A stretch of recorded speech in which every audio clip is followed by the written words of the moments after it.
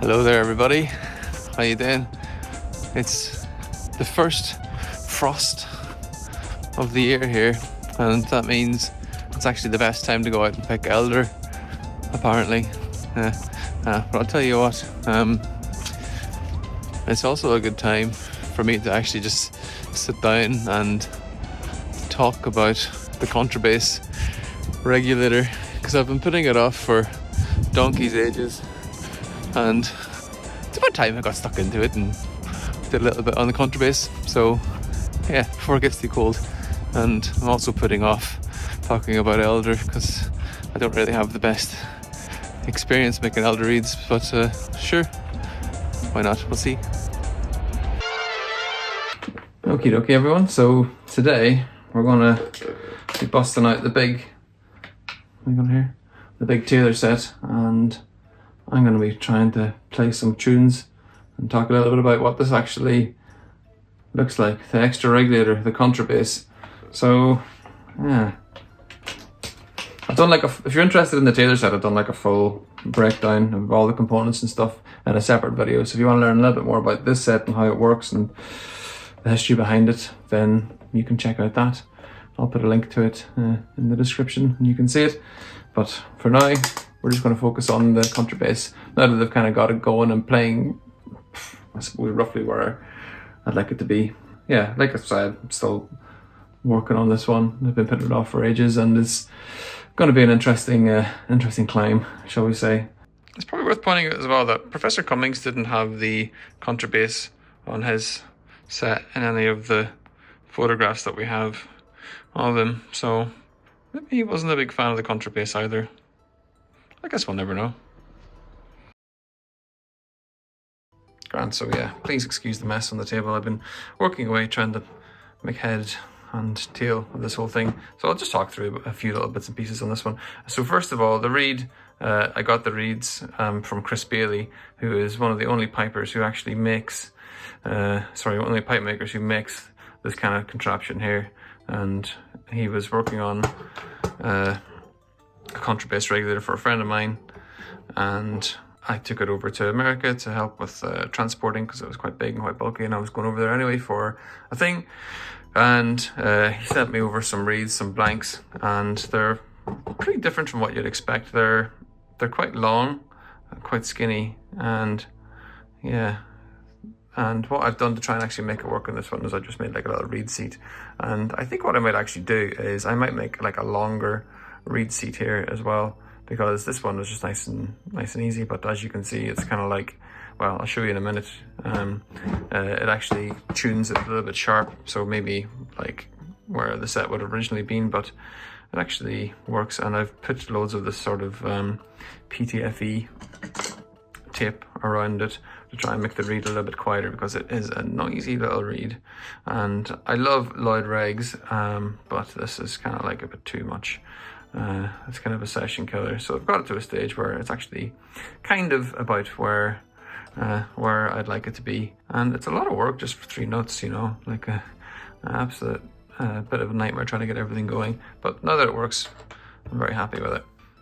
And you may notice that I've got some tape around the bottom D. There's probably too much of a hole there to wax it, and it was playing quite sharp, so I thought I would just put a bit of tape around it. And it's brown tape, but just so you can see what I've done. But I'll probably swap it out for some black tape just so nobody knows. And I'll take this off just so you can see. Here we go. So this is the rush that I have in here.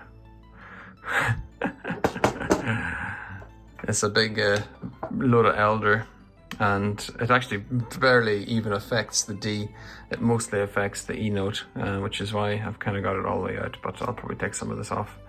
But yeah, what a rush on that. Yeah, I've seen, actually, whenever I got this set from Rick, it had some like foam and stuff on the inside, which I think probably will make it a bit quieter as well.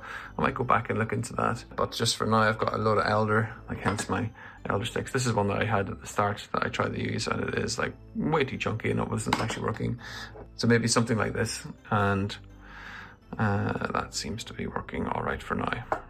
And when I got the set from Rick, it had another reed in it, but the reed had broken, unfortunately, for the contrabass. And it was a spruce reed made by Michael Hubbard. And this is it here. So you can see it's actually chipped, and I'll maybe explain a little bit about how that happens.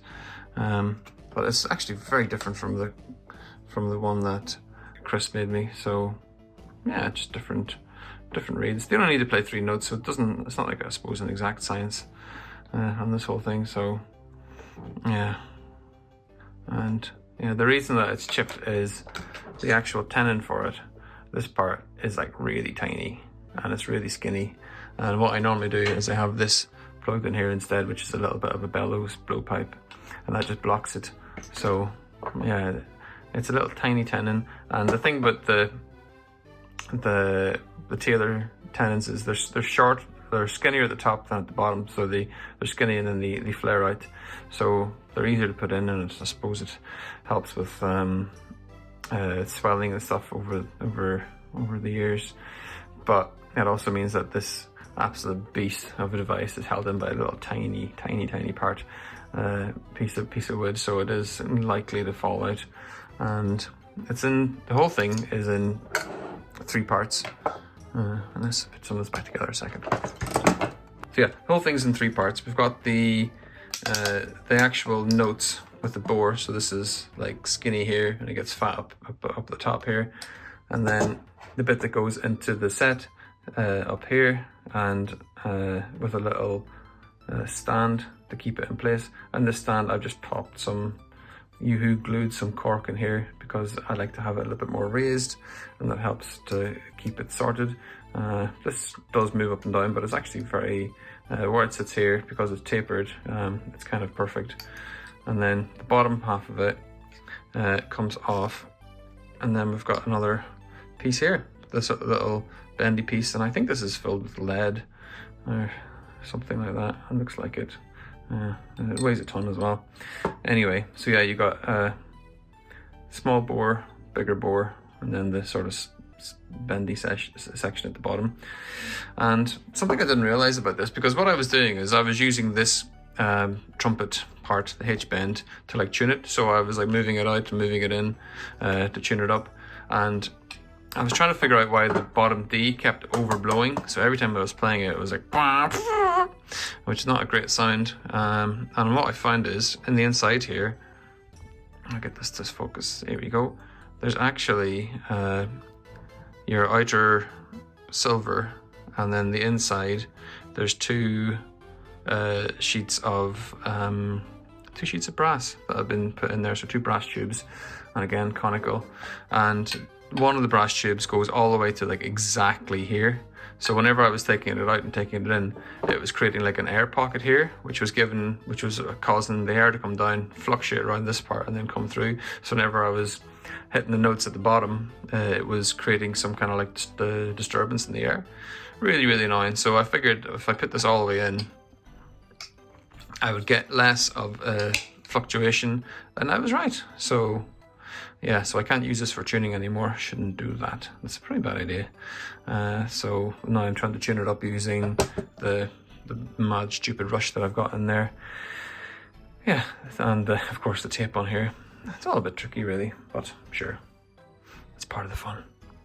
While I was trying to like get it to like work for like how I play and where it sits on my body, I figured that it probably needed like a longer tube for from the bellows to the main stock. So I ended up using a really long piece of tubing for that, and this just pushes the actual body of the set further to my left hand side, so I can hit those bottom notes a little bit easier. It's still not perfect. I'm not sure if it's like the best solution, but it works ish for now. I'm still, like I said, still trying to find my way around the set.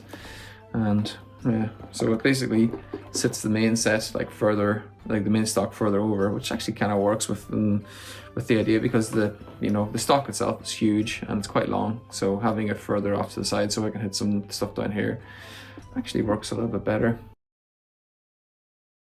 So in terms of like the actual notes, what does it even play, and why would you use it?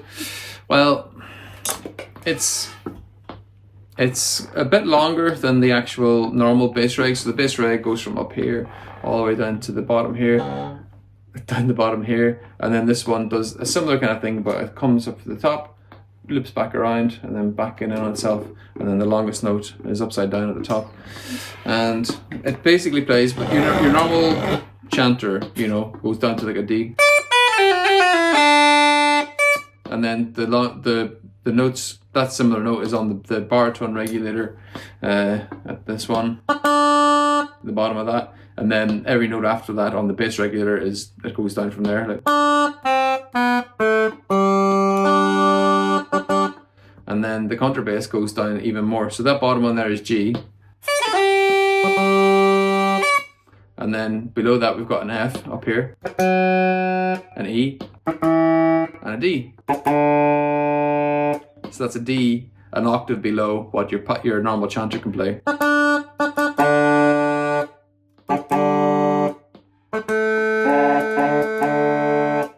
There you go. So I find that maybe the easiest way for me to play this is having this slightly raised, and that's where the little bit of cork at the bottom comes into play, and it just means it's a bit easier to hit, and I can also hit like the D and the F sharp chords, which is quite nice.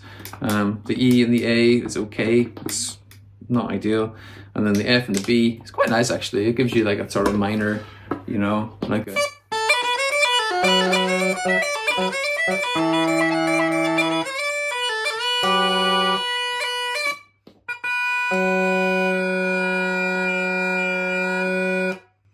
That B's a little bit off today, but we'll forgive it.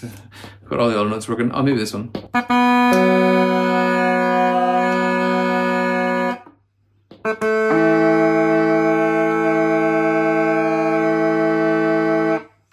Yeah, the pressure difference is a bit all over the place, but it works all right. A bit of fine tuning and spending a bit more time on it, I'm sure I'll be able to bring things around and make it work a little bit nicer. Yeah, so yeah, F sharp, E, and D.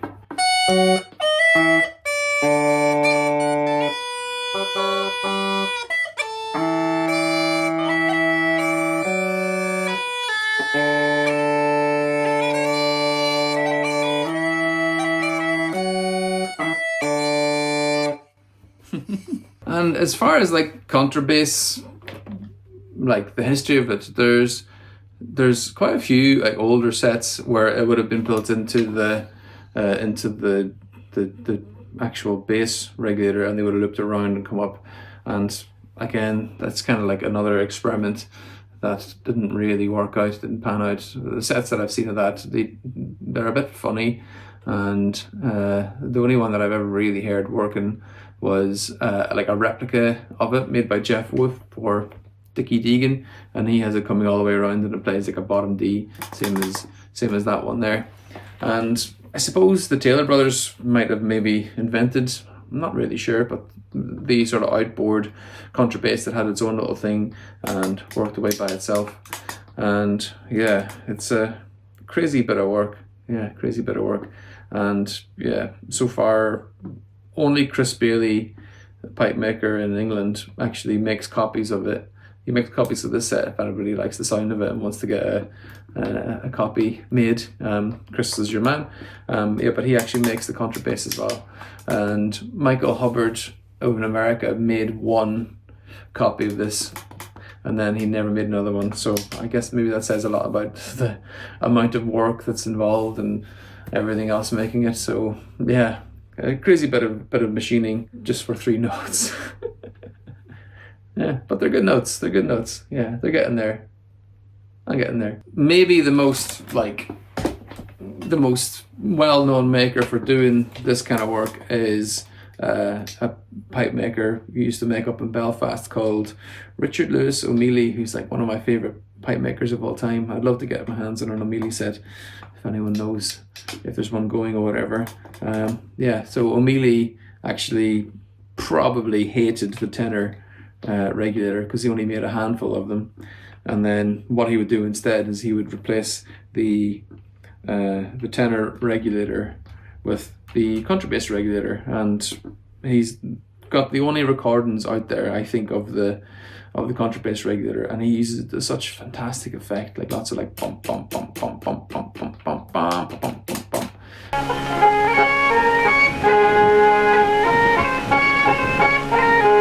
Lots of like that sort of stuff on it, and yeah, like it gives like a real, yeah, like a real lovely, you know,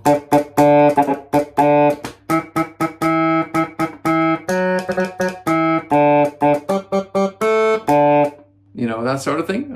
So yeah, Uilleann used to make a lot of sets with just the bass reg, the baritone reg, and then the contrabass instead of the top row. And I think that's probably the best way of doing it. Like when I was playing around with this, took out the tenor reg and played it with just like the 3 regs instead, and I think that works a little bit better. So if I was to do some like recording with it, maybe for like a new album or something like that, I might just do it with like just 3 regs and take the tenor off, just so you can hear like so we have some like actual like modern recordings of somebody playing a contrabass reg. Aye, maybe that's what I'll do for you now. I'll play a few tunes on the pipes with the contrabass reg. I'm still learning it. I'm still learning my way around it. It's completely different vocabulary, and it doesn't sound like any pipes, really, any piping that I know. So it is, yeah, it's a strange one. Yeah, so bear with me, and yeah, it's a learning process for us all. Oh yeah, and maybe one more thing. Yeah, if you liked the video and you made it this far, maybe just do the usual YouTube stuff. Hit like, hit subscribe, ring the bell. I'm gonna try out some new graphics this time, so let's just see if they work as well. Maybe that will encourage some more engagement and appease the YouTube gods, the algorithm gods. I don't know what I'm talking about half the time. Right, oh, hey ho, let's go.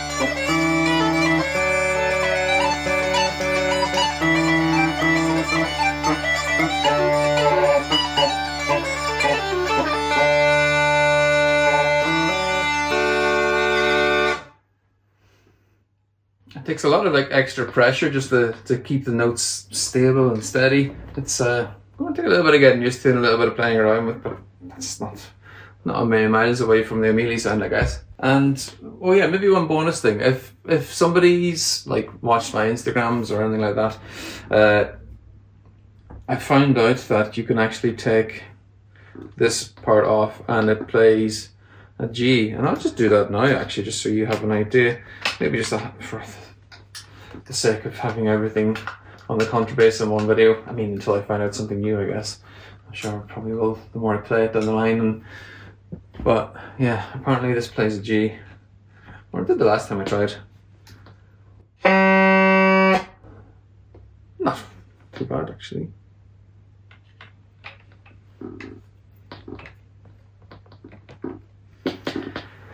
So it's essentially a G drone. Let's see what happens. This will be fun.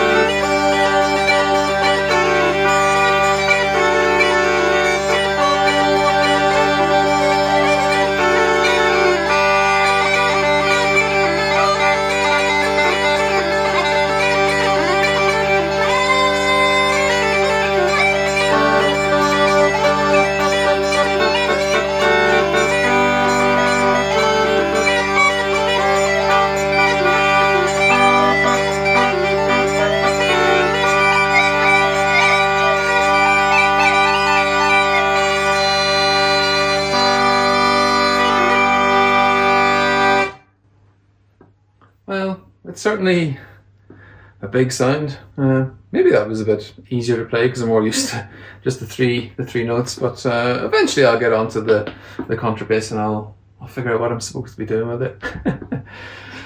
Whew, so there you are. It's a little bit of bonus at the end for you, and yeah, the usual stuff. If you liked it, hit the like button. If you haven't subscribed yet, you can subscribe if you want to. That'd be great. And I'll catch you all soon for another video somewhere down the line. Do something again similar. All right, cheerio, bye bye. See you later.